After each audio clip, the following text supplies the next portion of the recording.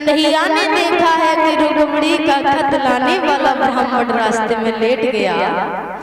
कन्हैया ने पंडित जी को उठाया, ले जा करके द्वारकापुरी में रख दिया।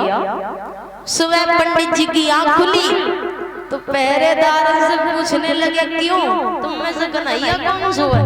एक कान लगा, देखो वो सामने बैठे हैं, वही हमारे श्याम। पंडित जी ने जब कन्हैया को देखो, जो मालूम पर है मदर डावर को ड्रम बैठो सब करिया।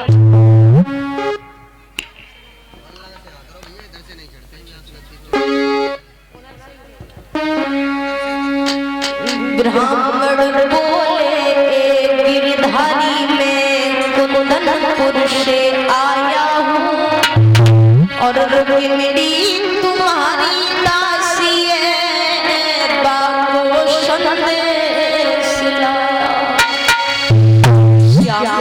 मैं कुंदनपुर से आया हूँ। कन्हैया समझ गए कि रुक्मिणी की चिट्ठी आई गई। बोले, पंडित जी अगर तुम्हारे संग गए तो बड़ो भैया मत डालिए। तुम एक काम करो, बड़े भैया की सभा में जाओ, बस सभा में गिरियो, खांसियो, लेटियो, उठियो, स्वयं भैया से कहोगे, भैया जब पंडित जी हमारे तुम्हारे दर्शन करने को आए, अगर पंडित जी मर गए तो द्वारिका को ब्रह्म हत्या लगे। पंडित जी ने वही काम करो, बलराम की सभा में पहुंचे, वह सभा में खांसी वो शुरू करो, उठे वो शुरू करो, लेटे वो शुरू करो। उसी समय बलराम कहने लगे, क्यों कन्हैया कहाँ से आई पंडित जी? जहाँ से आई है ना, मैंने वही करके आओ। तो जो कहेंगे जहाँ से आए वही करके आओ। से कन्हैया बोले, पंडित जी बन गई बात, बन गई, चलो तुम्हें धरिया की रुक्मिणी को धर ले। द्वारिका से तो कुछ दूर तक रथ धीरे धीरे चलो। जैसे ही द्वारिका निकली, भगवान कन्हैया ने रथ आसमान पर उड़ाना शुरू कर दिया।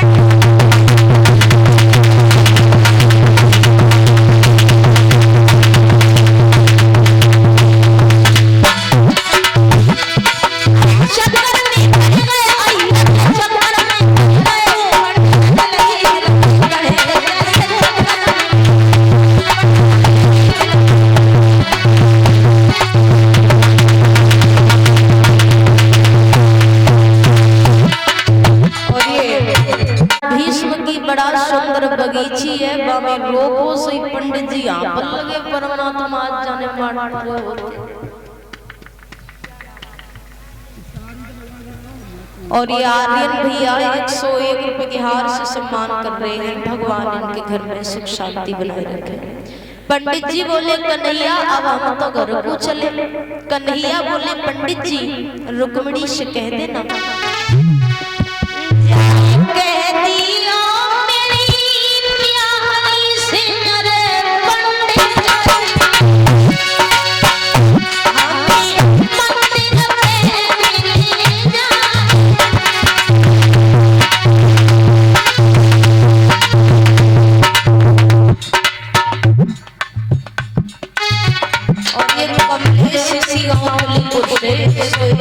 सम्मान करता है।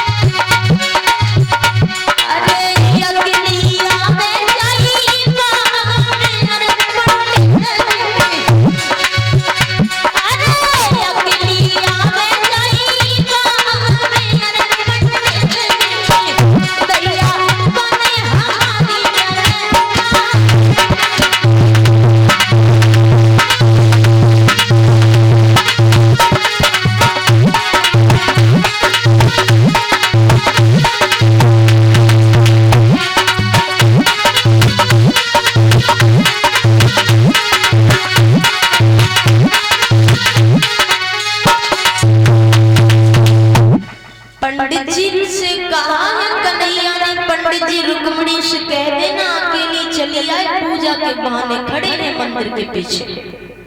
कन्हैया पंडित जी चले, रुक्मणी के दरवाजे पर जाकर के आवाज लगाई, रुक्मणी निकल के आई और पूछने लगी पंडित जी में कहाँ? पंडित जी बोले लगी हम तो जो जानता थे कि 700 को सगो को मर जाने कितना सुंदर होएगो, जो मालूम पर मदद डावर और ब्राह्मण को सपा करिया। तो रुक्मणी बोली पंडित जी ये बात कहने से पहले तुमने एक बात नहीं सोची क्या?